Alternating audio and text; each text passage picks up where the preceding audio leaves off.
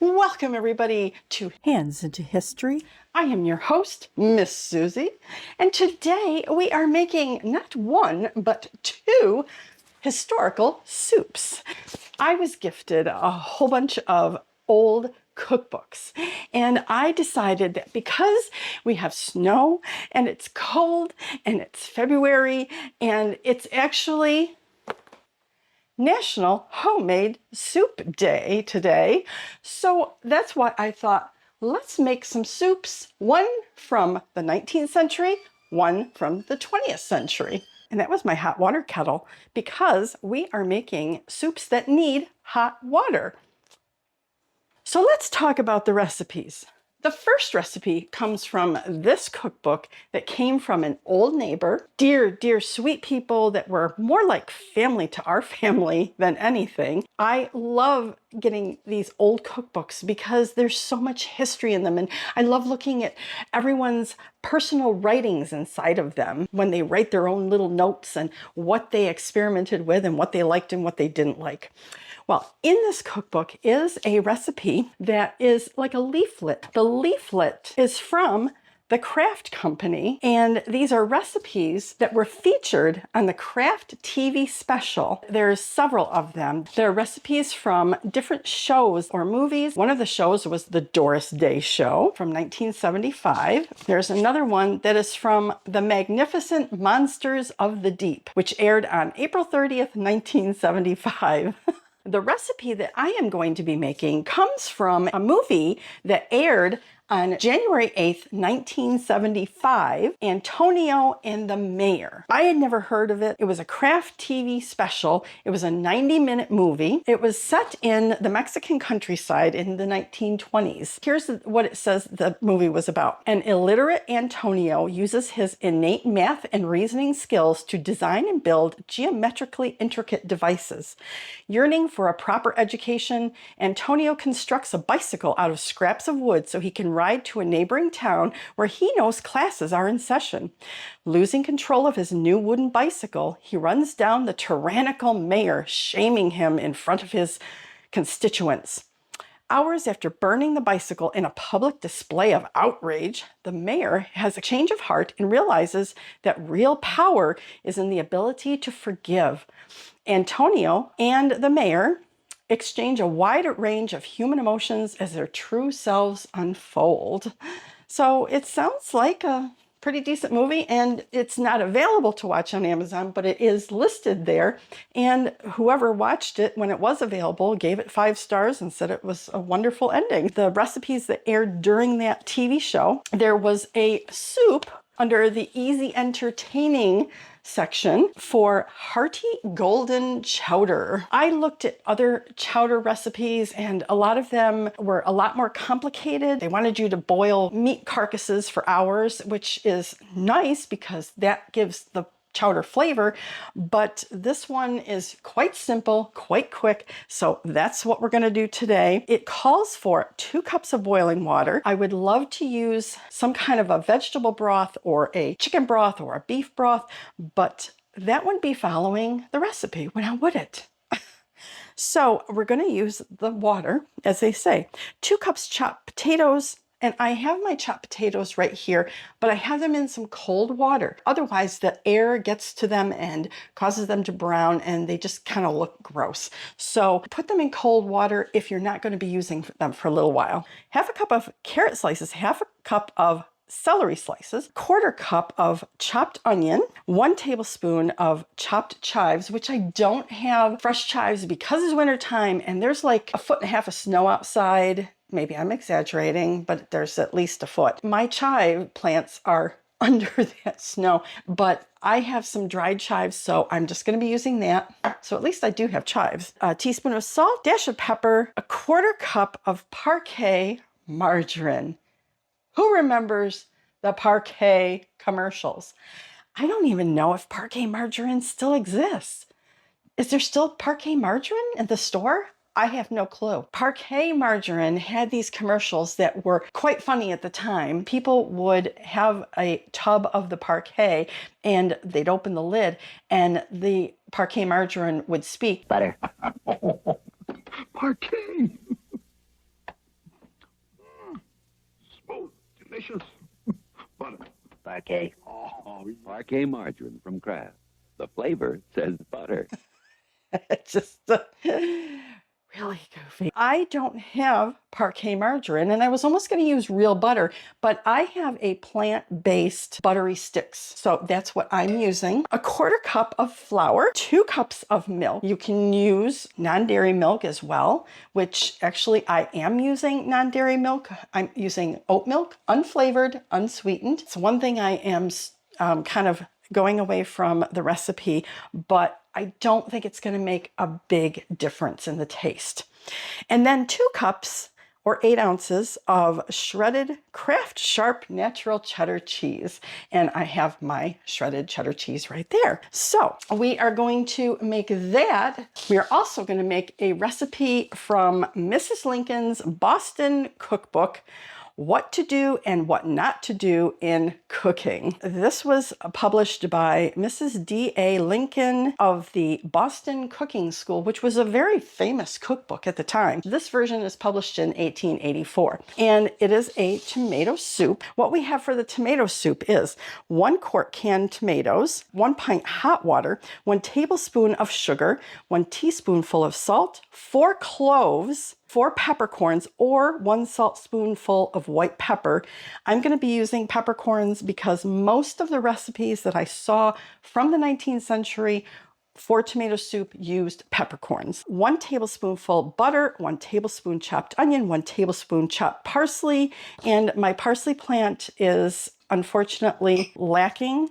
So I'm actually going to add a little bit of celery leaves that I chopped, and I'm going to add to it. Now, I chose this recipe because it uses cloves. I looked through a lot of recipes from the 19th century for tomato soup. There were a lot of them that used cloves. I can't wrap my head around using cloves in tomato soup. So I thought, why not try that and see what it tastes like? I'm going to follow that recipe exactly, and we're going to see what happens. Let's get cooking with these recipes. Okay, we're going to start our chowder by draining the potatoes and adding those to the pot along with the celery, carrots, and onions, chives, salt, and pepper. And then we're going to add 2 cups of boiling water, and I added a tiny bit more, probably 1/4 cup, just because I'm a rebel. And we're going to give that a good stir. Then cover it and put that on to simmer for 10 minutes. We're going to start our white sauce, and that's the margarine melted in another small saucepan. Add it in the flour and stir it well and let that flour cook down. You don't want the flour to have a raw taste, but do not do what I'm doing right here. Do not walk away from it, even for a few seconds. If you think it's not going to burn, it will, because you can see it burning right there, and you can see I'm looking at it thinking it might be saved, but then I realized it can't be saved, and I had to throw it out, and I had to start over again. And so here I am melting some more margarine. I'm going to add the flour, stir that in good, let it cook for a few minutes on low heat. Watch it, stir it, stand there, do not let it burn, and then you can start adding your milk in. You're going to add your milk in a little bit at a time, stirring and whisking to make sure that there's no lumps and that roux, that margarine and flour, get mixed in very well. Then you can add all the rest of the milk and stir it up and keep it on low heat. Let it get heated through, and it's going to thicken. We're going to start the tomato soup. So I'm adding the tomatoes to a saucepan, and I'm adding 2 cups of hot water. I put it in the can just to rinse the can out. And now I'm going to turn back to my white sauce for the chowder, and I'm going to add the cheese to that now. And I'm whisking that up and making sure the cheese gets melted, and you can see it's a nice cheese sauce. Now I'm going to add the salt, sugar, peppercorns, and cloves to my tomatoes, and I'm going to mix that up and let that come to a boil. And I'm going to add the cheese sauce to my vegetables that we're cooking. Do not drain those vegetables, by the way. Leave the water in there because you want that water. That's part of the chowder. Stir it up, and I'm going to set that aside because that soup is done. That was quick, wasn't it? Now I am going to start the butter melting in a smaller saucepan. And this is for the tomato soup. I'm going to add the onion and parsley, and the instructions say to cook that, to fry it for 5 minutes on low heat, but do not let it burn. So be careful here again. Don't be walking away thinking you can do other things. You can see that my tomatoes are boiling away and simmering nicely. And now I'm going to add the cornstarch to that mixture, and it says to incorporate it completely. You don't need to cook this down, just get it smooth in there. And then I am going to add that to my tomatoes and mix that in real nice. And once you have it all mixed in, you're going to let that simmer for 10 minutes more. And so I'm mixing it in really nice, and you can see my cat, Miss Maggie, is standing guard and making sure that it's simmering nicely.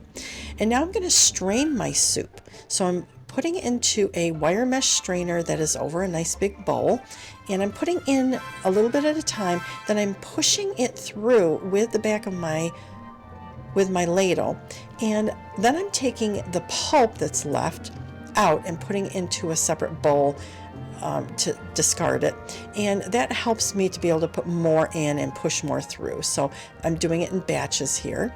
You can see I've got it done. I do have an antique mesh strainer, but it's wooden and it has a wire mesh bottom that is rusted, and we don't want that taste on our beautiful tomato soup.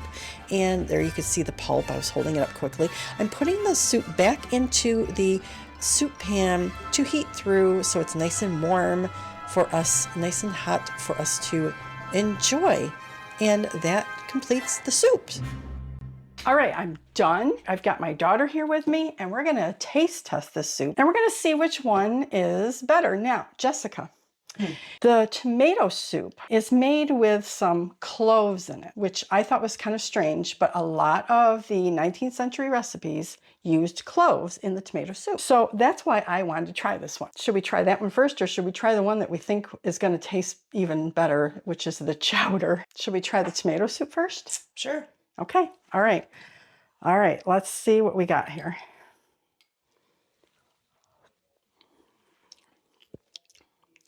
Oh, Tastes like tomato soup to me. that tastes, you know what that tastes like? That tastes like Campbell's tomato soup from a can. Wow, I'm surprised. I am surprised. I really thought those cloves were going to make it like nasty. No, it blends in. Yeah. Wow. That's actually nice. And of course, I had to strain it because you don't want to have those cloves in there and the peppercorns and stuff and be biting into one of them things. But I would prefer if the chunks of onion and tomato were still in there, but it did get out the seeds when I strained it. So you know what I would do too is add some cream. Yes. Add some cream, Definitely. Make it cream of tomato soup. This would be really yummy as a cream of tomato soup. Add a little bit of cream to it, but don't let it boil. And interestingly too, Jessica, a lot of the tomato soups that I saw, the recipes, said to use a pinch of soda before you add the milk. So you add soda to the tomatoes, then you add the milk. Baking soda or regular soda? Baking soda. I was reading a little bit more about it. Tomatoes are acidic. Baking soda is alkaline. If you were to add hot milk to boiling tomatoes, that acid would curdle the milk. So if you add baking soda to the tomatoes and then add your milk, then most likely your milk is not going to curdle because it's going to lower the pH. It's going to make it a more neutral pH with the soda. So I thought that was interesting. Anyway, little tidbit. Oh, and it also said to put it in a porcelain lined pan. And that's because back in the 1800s, when this recipe came from, you didn't want to put acid tomatoes into a cast iron pan because it would eat away at the pan. That See? makes sense, yeah. Yep, yep. So, all right, shall we try the next one? This is the, what was it called? Hearty Golden Chowder. Hearty Golden Hearty Chowder. Golden Chowder. Hearty Golden Chowder. Hearty. Let's taste test this one. Oh, that's good. Oh, that's really good. Oh. That's really good. Yeah. I think that's a winner. Winner, chicken dinner. Could use some more milk or whatever. Thin out if you don't like it this thick. But I think it's nice. That's really nice. Yeah. Well, there you go. 2 soups for National Homemade Soup Day. Try making one of these yourself. I'll put the recipes in the description below and have one yourself for a nice cold night, snowy, comfort food. It's so yummy, isn't it? All right, everybody, that's it. All right. It's Hands into History. Trivia time. Here's your question. The word antique refers to an object that not only has value, but is of a certain age. How old must an object be for it to be considered an antique? A, 75 years old, B, 101 years old, C, 100 years old, or D, 50 years old? Put your answer in the comments below, and the first person with the correct answer will get a shout out in my next regular video. Have fun! We will see you soon. All right, let's keep eating.